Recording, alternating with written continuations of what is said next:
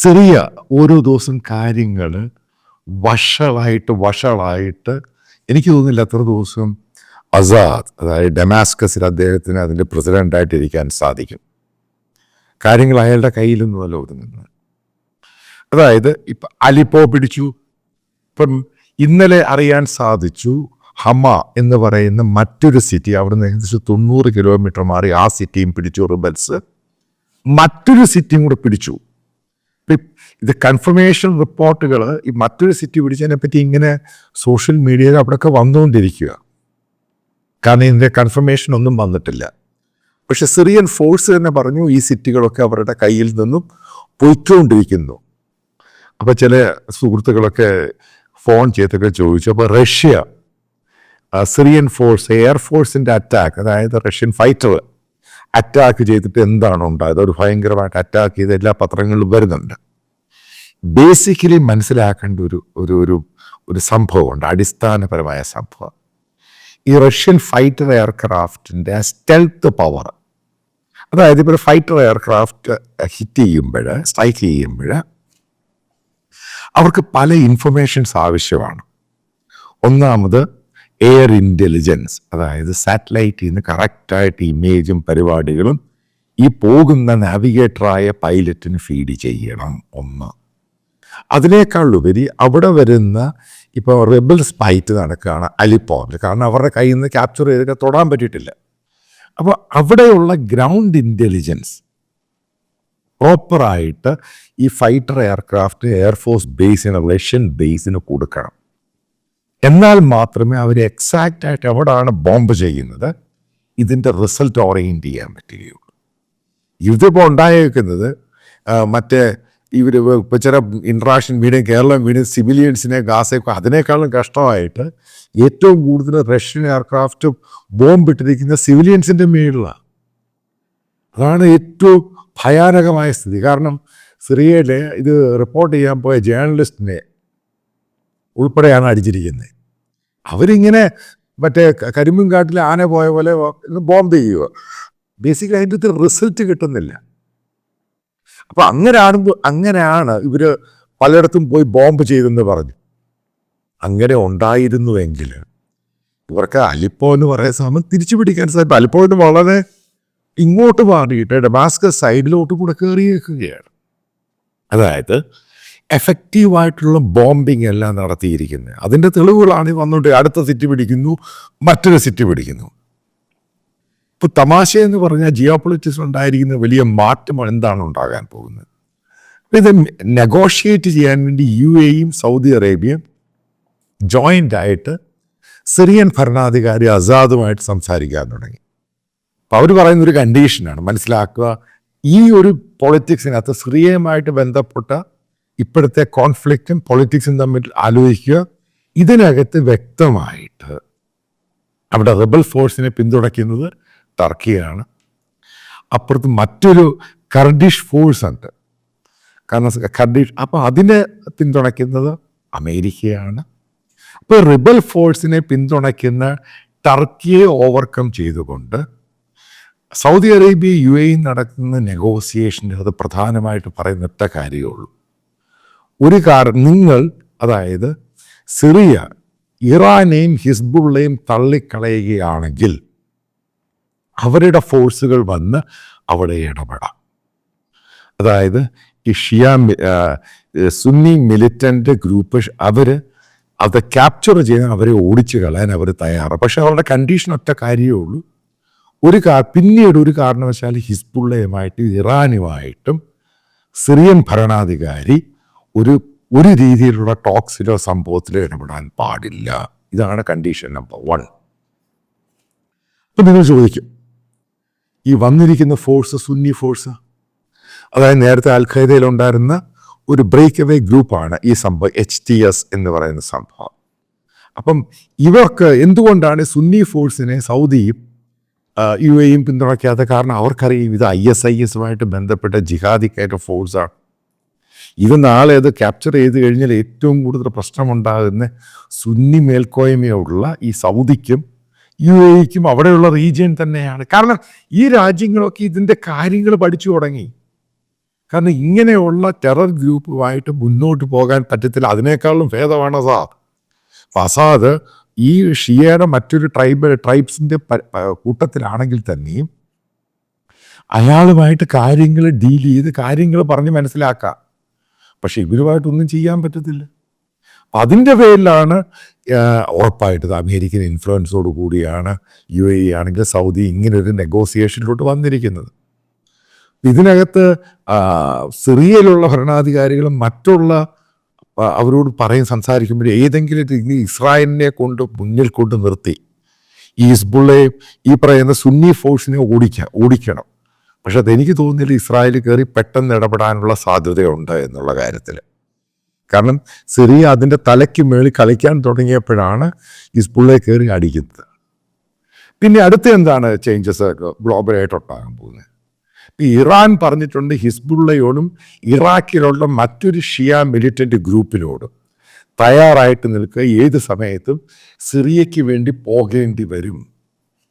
മുഴുവനും മാറി പറഞ്ഞു. അപ്പം അങ്ങനൊരു സംഭവം ഇറാൻ മുന്നോട്ട് വന്ന് സിറിയയ്ക്ക് വേണ്ടി ഫോഴ്സിനെ അയക്കുകയാണെങ്കിൽ എനിക്ക് തോന്നുന്നില്ല അവർ ഇസ്ലാമിക് റവല്യൂഷണറി ഗാർഡിന് സിറിയയിൽ അയച്ച് അസാദിനെ രക്ഷപ്പെടുത്താനുള്ള സാധ്യത എനിക്കത് ചിന്തിക്കാൻ പറ്റുന്നില്ല. കാരണം ആ ഫോഴ്സ് എന്ന് പറയുക, കാരണം അങ്ങനെ പോവുകയാണെങ്കിൽ ഈ പറയുന്ന അമേരിക്കയാണെങ്കിലും ഇസ്രായേലാണെങ്കിൽ നേരിട്ട് ഇടപെടും. ഇപ്പം ഇപ്പോഴത്തെ ഒരു സന്ദർഭത്തിൽ ഇവരുടെ പ്രോക്സി ആയിട്ടുള്ള ഇറാൻ്റെ ഈ ഹിസ്ബുള്ളയാണെങ്കിലും അപ്പുറത്തുള്ള ഇറാഖി മിലിഷ്യ ഗ്രൂപ്പിനെ ഇങ്ങോട്ട് പറഞ്ഞു വിടാൻ ശ്രമിക്കുകയാണെങ്കിൽ ഇസ്രായേലിനെ അറ്റാക്ക് ചെയ്യും. അതൊക്കെ വളരെ കൃത്യമാണ്. കാരണം അങ്ങനെ കയറി വേണ്ട. അപ്പോൾ ഇതിനൊരു സൊല്യൂഷൻ വരണം. അപ്പോൾ ആ രീതിയിലാണ് കാര്യങ്ങൾ. നിങ്ങൾ മനസ്സിലാക്കുക, 3-4 ദിവസം കൊണ്ട് 1.5 ലക്ഷം പേരാണ് ഡിസ്പ്ലേസ്ഡ് ആയത്. അതായത് കംപ്ലീറ്റ് കട്ട് ഓഫായി. സിറിയയുടെ ക്യാപിറ്റൽ, അതായത് ഫിനാൻഷ്യൽ ക്യാപിറ്റലാണ് അലിപ്പോ. അമേരിക്കൻ സാങ്ഷനുണ്ട്. മറ്റ് ഇത് വലഞ്ഞ് നാശമായി. കാരണം സിറിയൻ ഫോഴ്സ് എന്ന് പറയുന്നത് പൂർണ്ണമായിട്ട് ഇല്ലാതായിപ്പോയി. കാരണം അവർക്ക് ശമ്പളം കൊടുക്കാൻ ഗവൺമെൻറ്റിൽ പണമില്ല, ഒന്ന്. രണ്ടാമത് ചെറിയ ഒരു വോളണ്ടറി ആയിട്ട് ഗവൺമെൻറ്റിൻ്റെ ഒരു പണം വാങ്ങിക്കൊണ്ടാണ് ചെറുപ്പക്കാർ ആ സിറിയൻ ഫോഴ്സിൽ അവർക്ക് ഈ പറയുന്ന പോലെ ഈ സ്റ്റെൽത്ത് വാറുമായിട്ട് വലിയ ബന്ധമൊന്നുമില്ല. വെപ്പൺസ് കയ്യിലുണ്ട്. പക്ഷെ ഉണ്ടായത് റിബൽ ഫോഴ്സ് ഇവരുടെ അലിപ്പോ കന്റോൺമെൻറ്റ് പലതും പിടിച്ചെടുത്തിട്ട് അവരുടെ ടാങ്കുകളും വെപ്പൺസും എടുത്ത് സിറിയൻ ഫോഴ്സിനെ ഉപയോഗിക്കുകയാണ്. ഇപ്പം സിറിയൻ ഫോഴ്സ് ഈ പ്രത്യക്ഷമായിട്ട് എവിടെയും ഫൈറ്റ് ചെയ്യുന്നില്ല, പേടിച്ചിട്ട്. കാരണം അവരുടെ പട്ടാളക്കാരെ പോലും ഇവരടിച്ച് അവർ പിടിച്ച് ജയിലിലാക്കിയേക്കാണ്. കാരണം മുഴുവൻ പേര് അലിപ്പോ ഈ ഹമ ആ ഭാഗത്ത് മുഴുവൻ പേരും കീഴടങ്ങി. അതായത് നമ്മൾ ഉദ്ദേശിക്കുന്ന രീതിയിലല്ല കാര്യങ്ങളുടെ പോക്ക്. ഇവിടെ ഒക്ടോബർ 7 എവിടൊക്കെ പോയി എവിടൊക്കെ മാറി ബെഞ്ചമിൻ നെതന്യാഹു പറഞ്ഞൊരു പോയിന്റ് ഉണ്ട്. ഇതോടുകൂടി ഇസ്രായേൽ തിരിച്ചറ്റാക്ക് ഗാസയിൽ ചെയ്യുന്നതോടുകൂടി ഈ വെസ്റ്റ് ഏഷ്യ മിഡിൽ ഈസ്റ്റ് ഏഷ്യയുടെ ജിയോ പൊളിറ്റിക്സ് മുഴുവനും മാറും. ഇനി റഷ്യയുടെ കാര്യം, റഷ്യക്ക് ഒരു പരിധിക്കുള്ളവരെ സഹായിക്കാൻ പറ്റത്തില്ല. കാരണം അവർക്ക് മാൻ പവർ അവിടെ ഇല്ല. മാൻ പവറിന് മുഴുവൻ അവർ ഉക്രൈനിലോ ഈ റഷ്യൻ ഫ്രണ്ട് ലൈൻ ഉക്രൈനുമായിട്ടുള്ള വാറിൻ്റെ ഭാഗമായിട്ടുണ്ട് അങ്ങോട്ട് ഷിഫ്റ്റ് ചെയ്തു. അവിടെ ഉള്ളൊരു ബേസാണ്.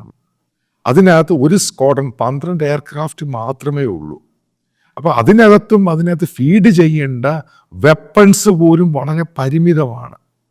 ഈ സ്ഥിതിയിലാണ് റഷ്യ. കാരണം ഈ ഒരു സന്ദർഭത്തിൽ നമുക്ക് ചിന്തിക്കാൻ പോലും പറ്റത്തില്ല റഷ്യ വന്ന് സഹായിക്കുമെന്ന്. ഇപ്പം റഷ്യ വന്ന് സഹായിച്ചാൽ മറ്റുള്ള രാജ്യങ്ങൾ മാറി നിൽക്കത്തേ ഉള്ളൂ, ഇടപെടാൻ പോകത്തില്ല. പക്ഷേ ഇറാൻ കയറി സഹായിച്ച് അവരുടെ പ്രോക്സി കയറി സഹായിക്കുവാണെങ്കിൽ ഇതിൻ്റെ പിക്ചർ വീണ്ടും മാറും. ഇപ്പം ഇവിടെ അസാദ് എന്ന് പറയുന്നയാൾ കംപ്ലീറ്റ് ആയിട്ട് സറണ്ടറായിട്ട് ഇറാനെ തള്ളിക്കളയണം, ഹിസ്ബുള്ളയെ തള്ളിക്കളയണം.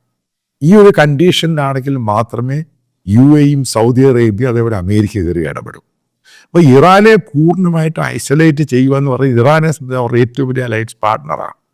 കാരണം ഹിസ്ബുള്ളയെ മുഴുവനും ഫീഡ് ചെയ്തുകൊണ്ടിരുന്ന ഒരു സമയത്ത്, അതായത് ഈ അലിപ്പോ പിടിക്കുന്നതിന് മുമ്പ് സിറിയയ്ക്ക് സാമ്പത്തികമായിട്ട് സഹായം ചെയ്തുകൊണ്ടിരുന്ന ഇറാനാണ്. ഇപ്പോൾ ഈ ഓരോ വാർത്തകൾ ഇപ്പോൾ ഓരോന്നായിട്ട് വന്നുകൊണ്ടിരിക്കും. കാരണം സിറിയയുടെ പണമൊന്നുമില്ല, സാമ്പത്തികമായിട്ട് തകർന്ന നാശമായ ഒരു രാജ്യമായി മാറി. ഡിക്റ്റേറ്റർ ഭരണമാണ്, ഭയങ്കര ക്രൂരനായ ഭരണാധികാരി തന്നെയായിരുന്നു അസാദ്. പക്ഷേ അഡ്മിനിസ്ട്രേറ്റീവ് ക്വാളിറ്റി ഉള്ള മനുഷ്യനായിരുന്നു ഇയാൾ. ബേസിക്കലി ഹിസ്ബുള്ളയെ കയറി തകർത്ത് കഴിഞ്ഞപ്പോൾ ഹിസ്ബുള്ളയാണ് ഫ്രണ്ട് ലൈനിൽ നിന്ന് ഇവർക്ക് സപ്പോർട്ട് ചെയ്തത്. അത് തകർന്നു പോയി കഴിഞ്ഞപ്പോഴാണ് ആസാദ് തീർന്നു പോയത്. ഈ ഒരു സംഭവത്തിൽ 3-4 ദിവസം കഴിയുമ്പോൾ കാര്യങ്ങളുടെ എങ്ങോട്ടാണ് പോകുന്നത് അറിയാൻ സാധിക്കുന്നത്. അവിടെ സീനിയറായിട്ടുള്ള പല ക്യാബിനറ്റ് മന്ത്രിമാരും അവിടുത്തെ സോക്കോളുടെ സീനിയറായിട്ടുള്ള ആൾക്കാർ അവിടുന്ന് ഒളിച്ചോടി പോയെന്നാണ് കേട്ടു. അവർ UAE-ലോട്ടും ഇറാനിലോട്ടോ മാറിയെന്നാണ് കേൾക്കുന്നത്. കാരണം അവർക്ക് പേടിയായി. കാരണം അലിപ്പോവിലുള്ള അസാദിന്റെ കൊട്ടാരം കയറി പിടിച്ച് അതിൻ്റെ വിഷ്വൽസ് വന്നുകൊണ്ടിരിക്കുക. അലിപ്പോ നഗരം പിടിച്ചു കഴിയുമ്പോൾ മനസ്സിലാക്കണം അടുത്ത ഡമാസ്കസ് കയറി പിടിക്കും. ഇതിനകത്ത് ഏറ്റവും കൂടുതൽ ഏകദേശം ക്രിസ്ത്യൻ കമ്മ്യൂണിറ്റി ആണെങ്കിൽ ഒരു സമയത്ത് അവിടെ 10 ലക്ഷത്തിലധികം പേരുണ്ടായിരുന്നു ക്രിസ്ത്യൻ കമ്മ്യൂണിറ്റി, ഏകദേശം 10 വർഷം മുമ്പ്. ഇന്നത് 3.5-4 ലക്ഷം പേരേ ഉള്ളൂ. അപ്പൊ ആസാദ് പറയുന്ന ഇപ്പോൾ ആസാദ് എന്ന് പറഞ്ഞ ഭരണകൂടം തന്നെയാണ് അവരെ നശിപ്പിക്കാൻ ഏറ്റവും കൂടുതലും അവർക്കെതിരെ പല രീതിയിലുള്ള അറ്റാക്ക് എല്ലാം ശ്രമിച്ചുകൊണ്ടിരുന്നത്. ഇപ്പോൾ അവിടെയുള്ള റിബൽ HTS പറയുന്നത് അവർക്ക് ക്രിസ്ത്യൻ കമ്മ്യൂണിറ്റിയായിട്ട് യാതൊരു പ്രശ്നവുമില്ല, അവർക്ക് ജിഹാദുമായിട്ട് പ്രശ്നമില്ല, അവരെ സംരക്ഷിക്കാം. പക്ഷേ ആ കമ്മ്യൂണിറ്റി പറയുന്നത് അവർക്ക് ആസാദിനെയും വിശ്വാസമില്ല, ഇവരെയും വിശ്വാസമില്ല. എങ്ങനെ മുന്നോട്ട് പോകണമെന്ന് അറിയത്തില്ല. കാരണം സാമ്പത്തികമായിട്ടൊക്കെ കമ്മ്യൂണിറ്റി തന്നെ അവിടെ ബംഗ്ലാദേശിലെ ഹിന്ദുക്കളെ പോലെ തന്നെ അവിടെ ഇല്ലാതായി മാറിക്കൊണ്ടിരിക്കുക. 4 ലക്ഷം പേരേ ഉള്ളൂ ഇപ്പോൾ. അതായത് അവരിത് ഡിക്ലൈൻ ചെയ്തുകൊണ്ടിരിക്കും. പക്ഷെ സിറിയയിൽ വലിയ മാറ്റം ഉണ്ടാകി. മനസ്സിലാക്കുക, ഇപ്പൊ ടർക്കി എന്ന് പറഞ്ഞ രാജ്യത്തിന് എതിരെയായി സൗദിയും UAE.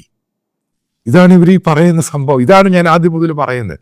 ഇതെല്ലാം ഇവർക്ക് സെൽഫിഷാണ്. അവരവരുടെ കാര്യം മാത്രം നോക്കുക.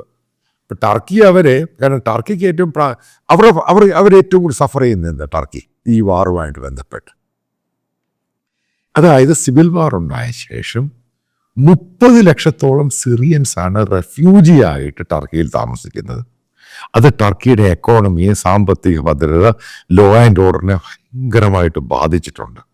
ഇപ്പോൾ എർദോഗന്റെ ഒറ്റ ആഗ്രഹമേ ഉള്ളൂ, ഈ ഭാഗം റിബൽസ് പിടിച്ച ശേഷം അങ്ങോട്ടേക്ക് ടർക്കിയിൽ വന്നു കഴിയുന്ന റെഫ്യൂജീസിനെ തിരിച്ചയക്കുക. ഇതാണ് അവരുടെ ആഗ്രഹം. അല്ലാതെ അവർക്ക് ഈ മുസ്ലിം സ്നേഹമൊന്നും അല്ല. ഇത് ആദ്യം മനസ്സിലാക്കുക. എല്ലാ രാജ്യത്തിനും അവൻ്റെ താല്പര്യം മാത്രം. ഈ കളിക്കുന്ന എല്ലാം വൃത്തികെട്ട ഗെയിമുകളാണ്. അവർക്ക് അവരുടെ സെൽഫ് ക്ലെയിമിന് വേണ്ടിയാണ് ഓരോന്നൊക്കെ പറഞ്ഞ് സ്റ്റേറ്റ്മെന്റ് കൊടുക്കുന്നത്. ഇപ്പം ടർക്കിക്ക് ആ താല്പര്യമുള്ളപ്പം എന്തുകൊണ്ടാണ് UAE, സൗദി അറേബ്യ ഷിയക്കാരനായ ആസാദിനോട് കൂടെ നിൽക്കുന്നത്? കാരണം അവർക്കറിയാം നാളെ ഈ സുന്നി റിബൽ ഗ്രൂപ്പ് അൽ-ഖൈദ, ISIS പോലെയാണ്. ഇത് വന്നു കഴിഞ്ഞാൽ ആ റീജിയനിൽ വീണ്ടും പ്രശ്നം ഉണ്ടാകും. അപ്പം അതിനേക്കാളും ഭേദമാണ് അസാദ് സറണ്ടർ ചെയ്യുവാണെങ്കിൽ ഈ പറയുന്ന രാജ്യങ്ങളെല്ലാം സപ്പോർട്ട് ചെയ്യാൻ തയ്യാറാണ്. അവർ പറയുന്നത് നെഗോസിയേറ്റ് വാഷിംഗ്ടൺ പോസ്റ്റ് പറയുന്ന റിപ്പോർട്ട് അവർ പറഞ്ഞു ആ രീതിയിലാണെങ്കിൽ അമേരിക്ക സാങ്ഷൻ അവർ ഇമ്പോസ് ചെയ്ത് ലിഫ്റ്റ് ചെയ്യാൻ സാധിക്കുക, സാമ്പത്തികമായിട്ട് സഹായിക്കുക, പൂർണ്ണമായിട്ട് സറണ്ടർ ചെയ്ത് ജീവിക്കണം. അറിയാം, ഒരാഴ്ച കഴിയുമ്പോഴറിയാം എന്താണ് ഫർദർ അവിടെ നടക്കുന്നത്. അതായത് നമ്മൾ കാണുന്ന പോലെയല്ല, സംഭവം അതിരൂക്ഷമാണ്. വെസ്റ്റ് ഏഷ്യ, മിഡിൽ ഈസ്റ്റ് ഏഷ്യയുടെ വെടി തീർന്നിരിക്കുകയാണ്. October 7 അതേപോലെയാണ് ഓരോ ദിവസവും കാര്യങ്ങൾ സംഭവിക്കുന്നത്.